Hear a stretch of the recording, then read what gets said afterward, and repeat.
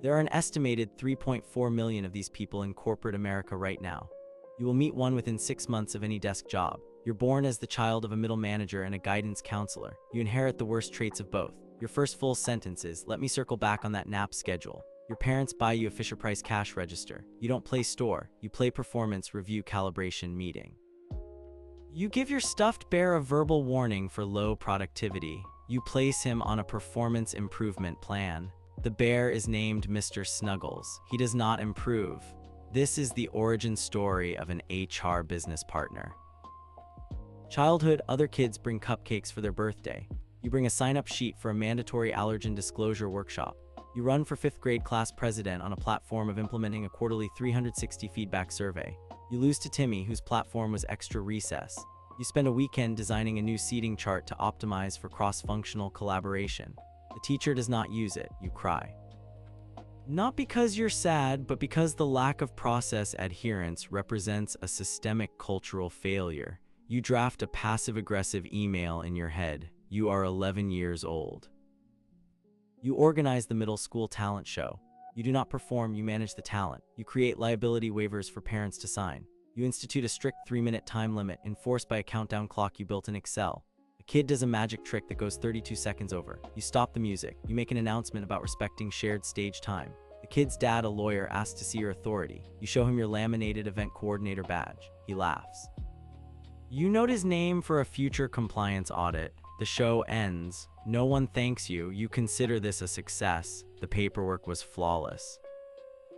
And just like that, you reach the most insufferable period of being an HR business partner. You're a teenage HR business partner. You get your first real job at a local frozen yogurt shop. Your title is Scooper. You immediately ask to see the employee handbook. There isn't one. You spend your first paycheck on a subscription to SHRM. You draft a 17-page handbook over a weekend. You present it to the manager, a 20-year-old named Chad. He uses it to prop up a wobbly table. You quit on principle. You file a complaint with yourself. The process brings you a deep, sterile peace. You apply to college. Your S is not about overcoming adversity. It's a case study on optimizing the admissions process for equitable outcomes.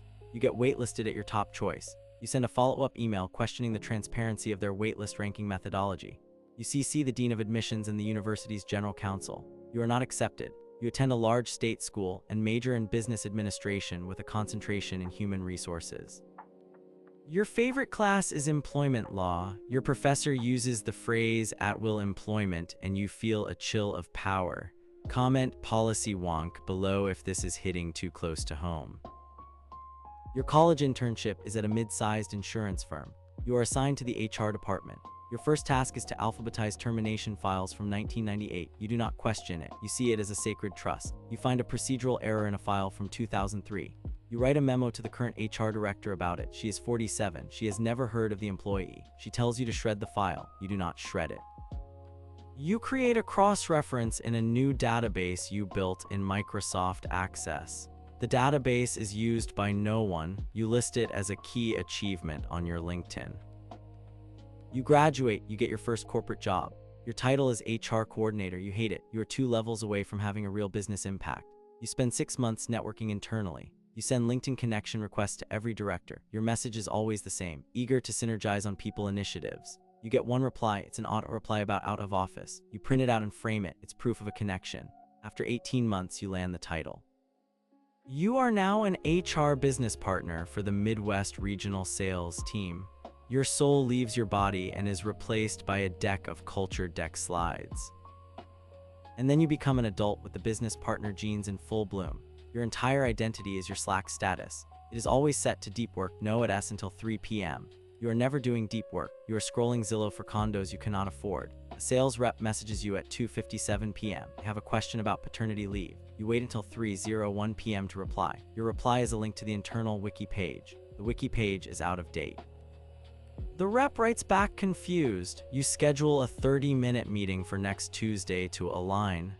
The meeting gets moved 3 times. The rep takes the leave. They never get their question answered. Subscribe so you can keep crying about people you've definitely met. You believe you are a strategic partner. The business sees you as the policy police. An engineer builds a brilliant, revenue-generating feature over a weekend. He names it after his dog. You schedule a meeting. You explain the feature must be renamed to comply with the product nomenclature governance framework. The engineer stares at you. He asks if you're a real person. You do not answer. You send a follow-up email with the relevant policy sections highlighted. The feature ships with the dog's name. You add a note to his file about collaboration challenges. You consider this a win. You have documented the non-compliance. Your calendar is a fortress of irrelevance. You have biweekly one-on-ones with 87 people. You ask the same 3 questions. How are you? Any roadblocks? How can I support? You take notes in a tool nobody else can access. The notes are never reviewed. A high performer tells you they are burned out. You nod empathetically. You send them a link to the company's wellness webinar from 2019. The webinar is about chair yoga. The high performer quits 2 months later. In their exit interview, they cite lack of support. You note this as feedback for the manager, not yourself. You are support adjacent. You are tasked with rolling out a new performance system. You spend 6 months selecting the platform. You evaluate Workday, Lattice, Culture Amp, and 15 others. You create a weighted decision matrix. The matrix has 42 criteria. You present your recommendation to leadership. They choose the cheapest option. It is a platform you rank last. You are responsible for implementation. The platform is buggy. Managers hate it. Employees ignore it. You send monthly reminder emails with declining open rates. At the end of the year, you declare the rollout a success. Your success metric is that the system exists. You get a bonus. Dating, you go on Hinge. Your profile says you're passionate about building scalable cultures. Your first date is with a graphic designer. He asks what you do for fun. You tell him about the last HR conference you attended. You talk for 27 minutes about the keynote on generational diversity. He excuses himself to the bathroom. He does not return. You get the check. You leave a review of the restaurant on Google. You give it 3 stars. Your critique focuses on the inefficient table turnover rate impacting customer throughput. You never hear from the designer again. You have peace of mind. His culture fit was poor. You marry another HR professional. You meet at a SHRM conference breakout session on FLSA compliance. Your wedding vows include phrases like mutual accountability and continuous feedback loop. Your honeymoon is a trip to Orlando. You spend 1 day at Disney World. You spend the other 4 days attending a leadership workshop at the hotel next door. You critique the workshop's facilitation techniques in a shared Google Doc. This is your version of romance. You buy a house in the suburbs. The first thing you install is a whiteboard in the kitchen for family goal setting. Your dog is on a quarterly performance plan. Your peak arrives. The company announces a restructuring, a reduction in force. You are not impacted. You are tasked with facilitating the process. You spend 2 weeks in a locked conference room with legal. You emerge with a script. The script is 90% corporate jargon and 10% human feeling. You practice your delivery in the mirror. You use a tone you call compassionately firm. Over 3 days, you have 67 identical 15-minute meetings. You read the script. People cry. People get angry. You do not deviate from the script. After each meeting, you take a sip of water and check the name off the list. Your metrics are perfect. 0 legal missteps. Comment with the most corporate jargon you've heard this week. Years pass. You are 38. You have been promoted to senior HR business partner. Your influence has grown. Your humanity has not. You attend a team building offsite. The activity is trust falls. You refuse to participate. You cite a lack of prior risk assessment and insurance coverage for potential neck injuries. You spend the hour auditing the vendor's contract. You find a liability clause you don't like. You email the event coordinator from the sidelines.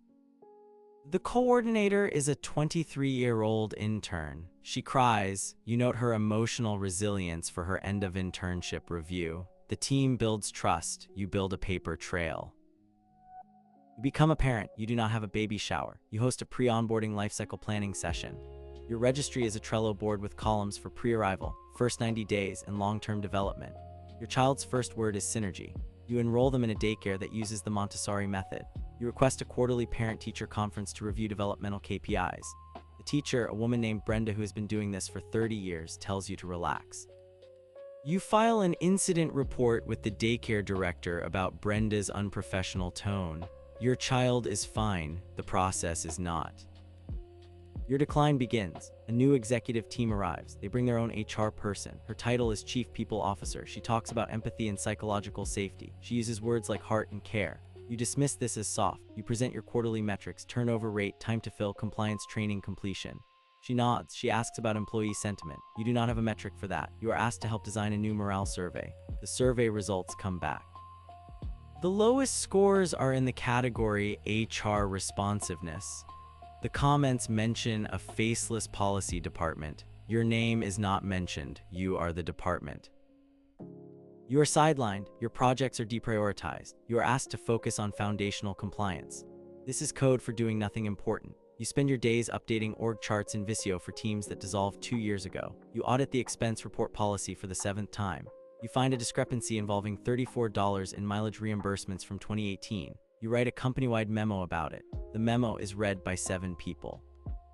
One of them is the CEO's EA, who forwards it to the CEO with a note that says, "Is this a joke?" You do not get a reply. You consider the memo a necessary corrective action.